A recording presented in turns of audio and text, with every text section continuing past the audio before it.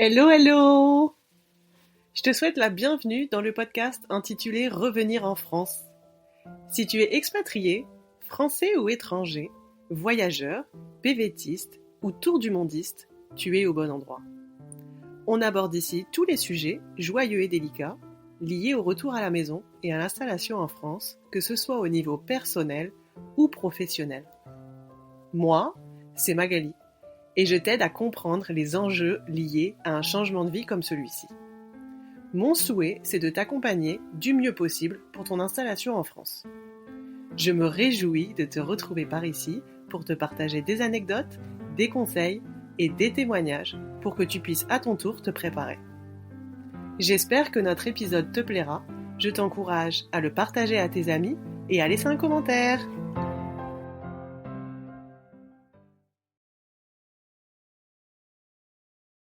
Salut à tous, j'espère que vous allez bien. Je suis ravie de vous retrouver aujourd'hui pour un épisode de podcast sous format de flash info où on va parler de la santé au moment du retour en France. La santé, c'est un sujet qui est important quand on rentre en France et on va faire un focus pour vous aider à mieux comprendre comment vous allez être impacté une fois que vous allez arriver sur le territoire français et ce que vous allez pouvoir mettre en place pour justement venir sécuriser votre arrivée en France au niveau de cette thématique de la santé. Donc, si vous écoutez cette chaîne de podcast, c'est sans doute que vous vivez à l'étranger.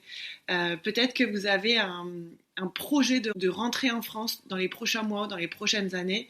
Il y a une chose que vous devez savoir et c'est ça que je vais vous partager dans cet épisode. Donc en arrivant en France, tu vas subir un délai de carence de 3 mois. Ce délai de carence, il est instauré par la Sécurité sociale française pour éviter justement les fraudes à l'assurance maladie.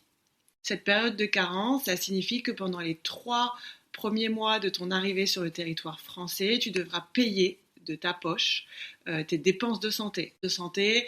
Qu'est-ce que j'entends derrière ça? Ça va être par exemple une consultation médicale. En soi, ça coûte pas très cher en France, donc ça ne nous dérange pas de payer. Ça va être tes médicaments par exemple. Là où ça se complique, c'est imaginons que tu as un accident, que tu rencontres une situation particulière et que tu doives subir par exemple une intervention, que tu doives subir une opération, là, les dépenses de santé peuvent vite chiffrer et donc c'est là où c'est moins drôle et c'est là où en fait ça nous gêne un peu plus de payer de sa poche. Et ça en fait ce sera valable pour toutes les personnes qui rentrent avec toi. Donc si tu rentres avec un conjoint, si tu rentres avec des enfants, vous allez subir en fait ce délai de carence de 3 mois quand vous allez arriver sur le territoire français. Il faut savoir qu'une des premières démarches que tu vas faire quand tu vas arriver sur le territoire français, ça va être de t'inscrire à la sécurité sociale française ou de te réinscrire. Donc si tu es français, que tu as grandi en France à un moment donné, ou en tout cas en étant adulte, tu as déjà eu un numéro de sécurité sociale. Donc tu vas retrouver ce même numéro de sécurité sociale. Donc tu vas plutôt te réinscrire pour te permettre de réouvrir des droits à la sécurité sociale. En revanche, si tu rentres par exemple parce que ton partenaire de vie est étranger, lui n'a jamais bénéficié des avantages de la sécurité sociale française et alors là, dans ce cas, il va devoir s'inscrire pour lui ouvrir des droits à la sécurité sociale française et c'est là qu'il va obtenir son numéro de sécurité sociale. Et donc cette démarche, elle est valable pour tous. Idem, tes enfants, tu vas pouvoir les rattacher à ton dossier à toi. Donc pour chaque personne de la famille, il va falloir du coup faire une démarche auprès de la sécurité sociale française. Et donc pour essayer de contrer en fait ce délai de carence, pour essayer de le supprimer, le délai de carence de 3 mois quand on va arriver sur le territoire français, il y a 2 astuces à savoir qui vont te permettre justement de ne pas être impacté justement par ce délai de carence. Donc, premièrement, si tu rentres en France avec un contrat de travail français qui t'attend au moment de ton installation en France, ça va permettre en fait de lever cette période de carence. C'est pour ça que si tu me suis depuis un moment sur les réseaux sociaux, notamment, tu dois sans doute souvent m'entendre dire que c'est important de rentrer avec un emploi parce que voilà, ça va nous permettre de se réinsérer beaucoup plus facilement, d'avoir des nouveaux projets, de regarder devant plutôt que de ruminer le retour. Mais ça va surtout, c'est surtout un avantage parce que ça va te permettre de justement supprimer le délai de carence et d'être affilié automatiquement dès que tu arrives à la sécurité sociale française. Donc ça, c'est un point important. C'est pour ça que j'insiste autant là-dessus. Et donc, si tu es dans cette situation de revenir en France prochainement et justement d'avoir l'envie de décrocher un emploi avant d'arriver sur le territoire français, prends contact avec moi rapidement pour qu'on puisse mettre en place les démarches. Et moi, je pourrais t'aider justement à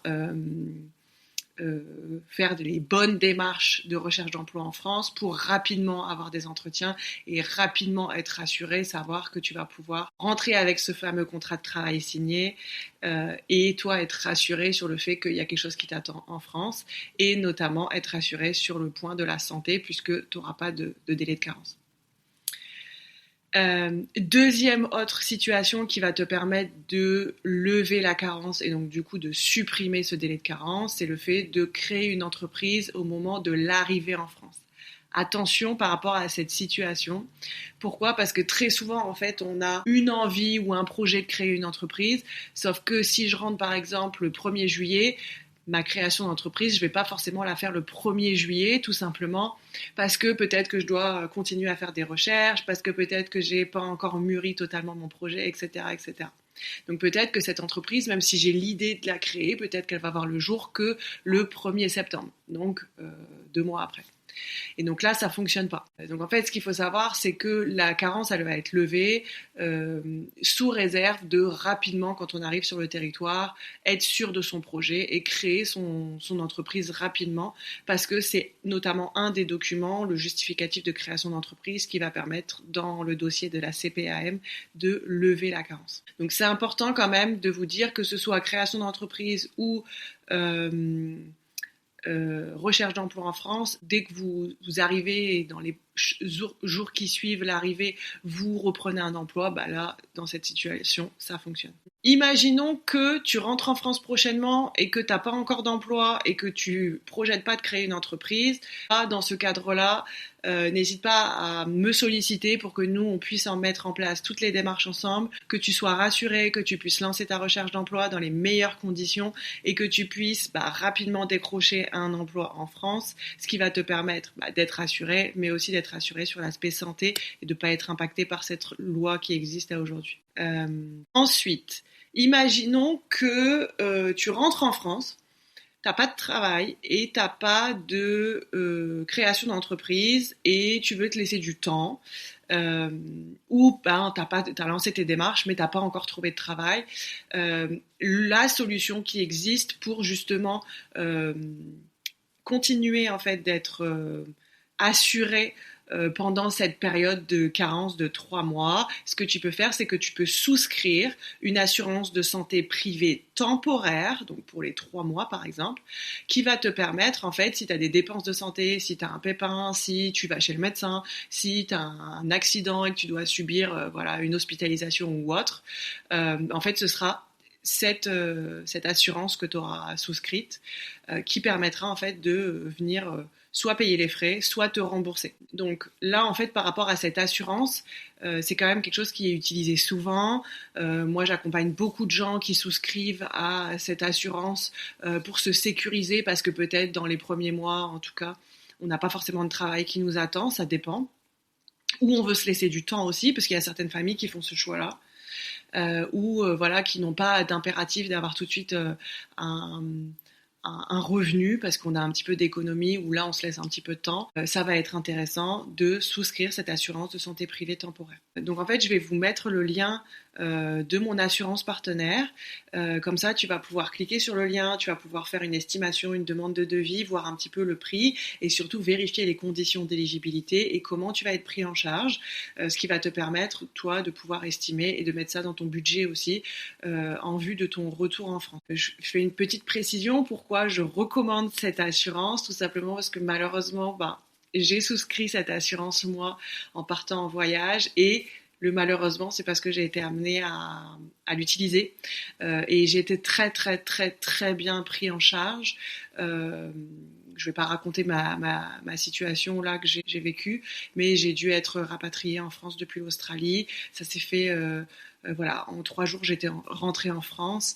Donc, ça a été vraiment efficace. Et c'est pour ça que c'est celle-ci que je recommande, parce que c'est vraiment un service qui a été de qualité pour moi et je voulais le mentionner. Donc, si tu es intéressé pour en savoir plus sur cette assurance de santé privée temporaire que tu vas pouvoir souscrire et tu vas vraiment pouvoir choisir la durée du contrat. Donc, si tu veux être tranquille pendant les 3 premiers mois, tu prends les 3 premiers mois.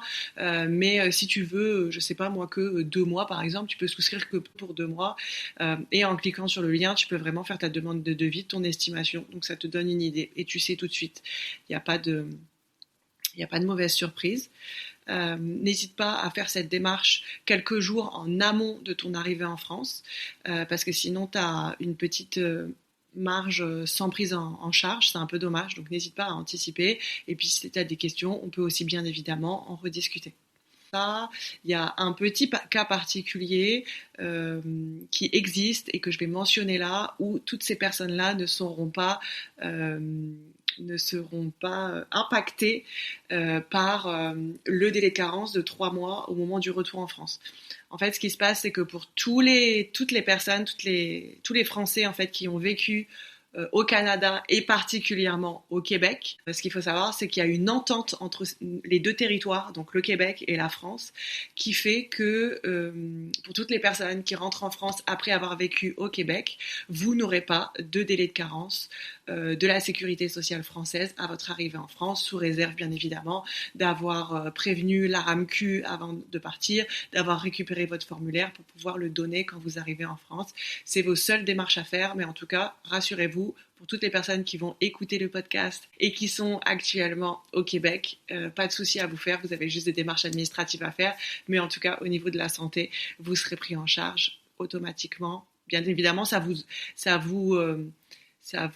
demande quand même de faire vos démarches de réinscription à la sécurité sociale, mais au niveau de la carence et de la prise en charge, ce sera presque automatique, quoi, je dirais.